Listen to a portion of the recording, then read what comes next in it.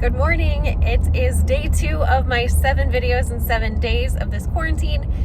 Today we are going to be picking up a heifer. So normally in March there is a big beef expo here in Ohio, and due to the coronavirus it was canceled, but they still held the auctions online. That's normally one of the bigger events for the expo. Sorry, that sun is bright.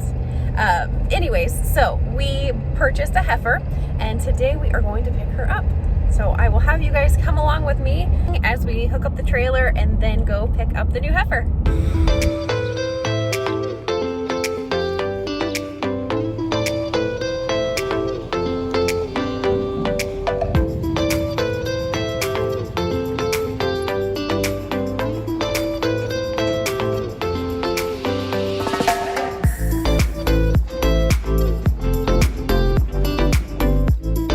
This trailer sits a little bit of the time, so I am going to go ahead and check the tire pressure on all of the tires before we head down the road, fill any that need to be, and just kind of go over it quick before we go pick up the heifer.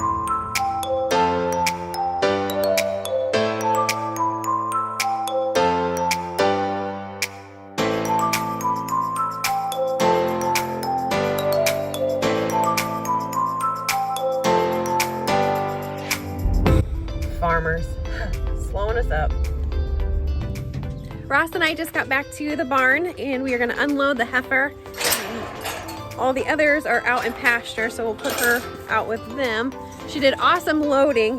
The family that we purchased her from, they actually let her on with a halter, so she's halter broke and she'll fit into our herd nicely.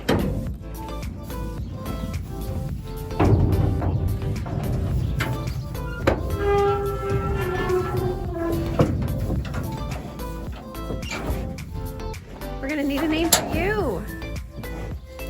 Hi, pretty girl. Go make some friends.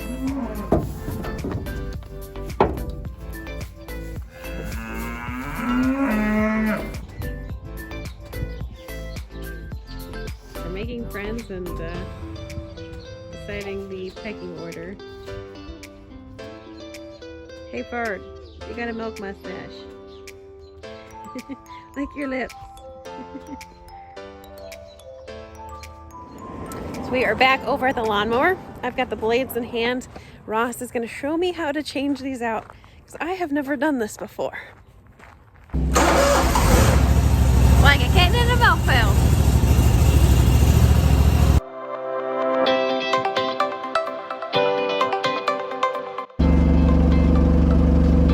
So Ross is taking off the old ones now. That one has twine, like barn twine. This one has some sort of rope. So some people catch fish. Well, when I mow, I catch about anything. There it is. And that is the main reason we're changing these blades.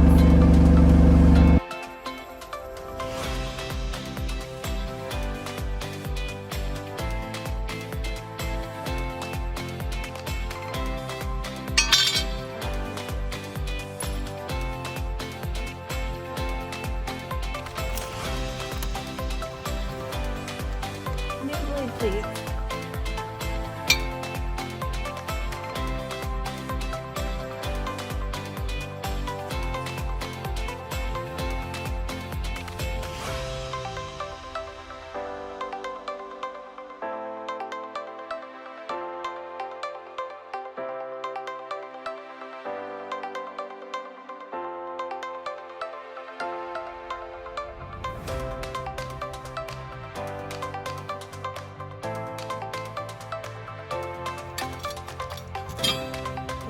I think that was your fault.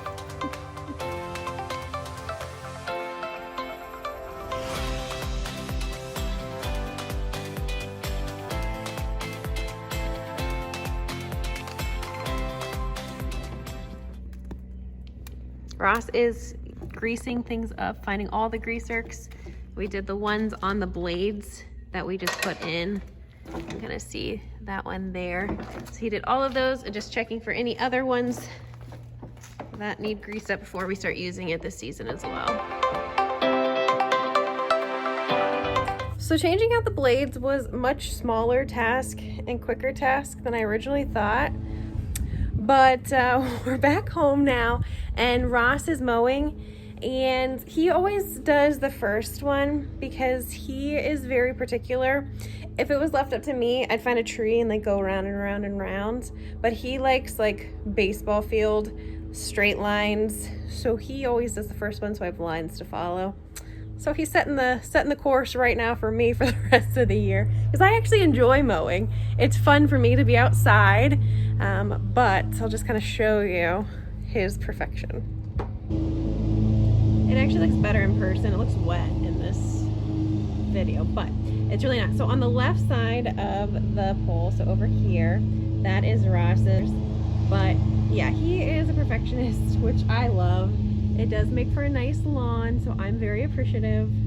But again, if it was left up to me, it would all get mowed, but just in a different fashion. Also, another story of a time I thought I was being helpful and was just more oblivious to everything. So we have these 3 sewer caps right there, and I thought that I could clear them with a deck. I had it raised up, and I hit them and pieces went everywhere. And of course, they're an odd size, so the one on the far is a different color because I couldn't find them anywhere. And those things are expensive, so just don't be lazy and just get a weed whacker out. Yeah, that was a lesson learned. And since we're on the topic and I've already tattled on myself and told you guys what a terrible mower I am, one more story. When I was young, very young, my sisters and I all helped out mowing. And so it'd been a while, I'd been mowing for a while, and my mower just stopped. I went down like a little like dry creek. And so I went to tell my dad that it ran out of gas, and so he came with a gas tank to my rescue. My poor dad came with a gas tank to help me to fill it up, and he looks down and he's like, "Megan, you broke the axle." Who knew? I didn't hear it. I didn't see anything. Just that ran out of gas. But the good news is it still had plenty of gas, just a broken axle. So, Dad, sorry. Husband, sorry. Thanks for your patience with me. And thanks for still letting me mow. I appreciate it.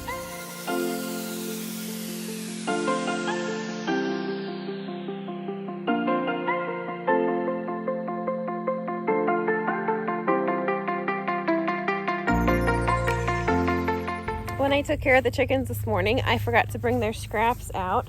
So I'm just heading out here to see them and give them the scraps. They're excited. Hi, pretty girl. I know Murphy Law always comments when I post pictures or clips of my chickens, so I hope you enjoy seeing the girls. I also am more thankful than ever to have them right now.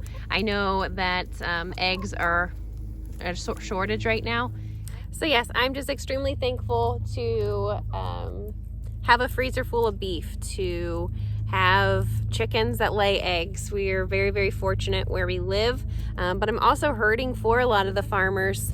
You know, I know for us with beef that we work so hard. We raise the crops, we feed them, we take the time and take all summer long baling hay, and that takes a lot of time and effort, and then you bale it and you get so proud of it being in there, the barn, knowing that that's something good to feed your cattle. You feed it to them, you clean up after them, you do all of these things to have a superior product, something that you're proud of. And you know what the dairy farmers are facing right now, literally dumping that down the drain, just makes me sad for them. Not just from a financial standpoint, but just like I said, that process of the passion that they have in their animal and their product, that they're literally dumping down the drain. So just make sure that you're supporting the farmers as much as possible. You know, there's things that you can be doing. I know that social distancing and you're not allowed to the store all the time, but when you're there, make sure to support them. Buy milk. It's limited, which stinks for them. It's only hurting them because they don't have a market for it right now. But I just even if a simple little prayer, something that you can offer the farmers right now, I know that they would appreciate it.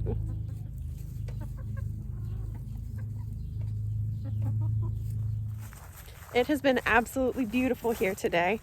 Ross and I fed the cattle and we're just hanging out with them. Now we are walking, getting an exercise in, just taking advantage of what daylight is left, and checking the pastures as well. That's where I am now. It's one of them that will be turning the girls out on in a couple of weeks. Like I said, in a few weeks. So we just want to get through the breeding. We're going to be AIing in just a couple of weeks. So that'll be a video. Stay tuned for that. And in the meantime, we'll just keep enjoying this beautiful day. It's starting to look pretty green. It's nice. I like seeing these colors around here. So things look good here. We had sprayed this past fall for the multiflower rose to kill that off. So most of that is dead, which is good. I like to see that. And then this is a field that we had broadcasted with clover. So some of that is growing too. So it should be good nourishment for the girls. After a short little walk, I'm winded. I'm realizing how out of shape I've gotten in just these few weeks. Like this morning, I put on my blue jeans. You know, they were a little tight, so I wiggled them up, just thinking they're dryer jeans. And I hear, rip, I busted the zipper. So I'm back in sweatpants, and I'm gonna be walking a little bit more and trying to stay clear of the COVID-19.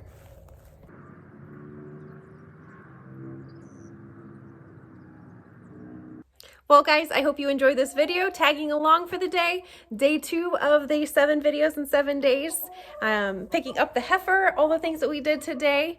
And until tomorrow, stay home, stay safe, and stay healthy.